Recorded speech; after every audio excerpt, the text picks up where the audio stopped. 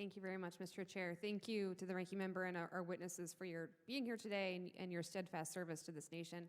I do want to follow up on some of the opening remarks from the ranking member and focus my questions on increased rates of flooding, risks of severe storms, and frankly, the fragility of our energy grids as it all relates to security and readiness at our installations.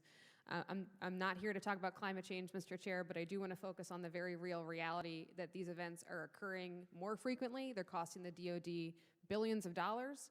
On a separate but related note, we have 50 states and a handful of regional governing bodies dictating a patchwork of energy policies, and aging grids and unprecedented demands, frankly, place our civilian energy infrastructure at risk and thus your installations at risk. It's imperative that we have a degree of energy independence in order to literally keep the lights on and be ready to face any risks ahead. So I'm going to start with Admiral Kilby, specific to the Navy. Obviously, sea level rise is a concern. Can you speak to how the Navy is working to mitigate the effects of these events, and then also what you need from this committee to prepare for what's ahead?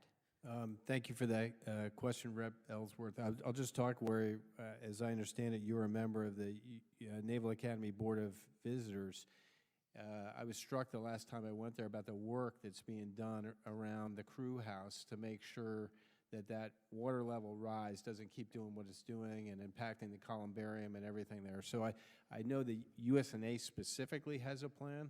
We need to have the same plan at all our bases and do so at areas like Hampton Roads. So support for those efforts moving forward is important for us.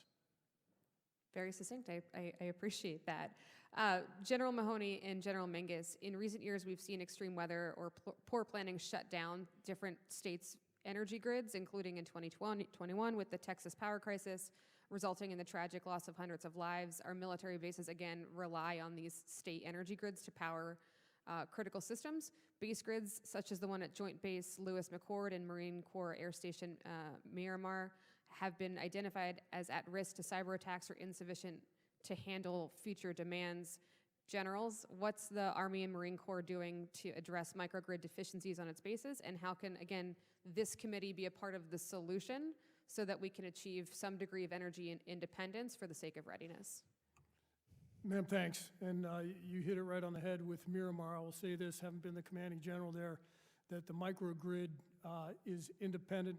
It causes us to be able to separate from the SDG&E grid and provide our own power. In fact, it powered my flight line for tactical flight operations.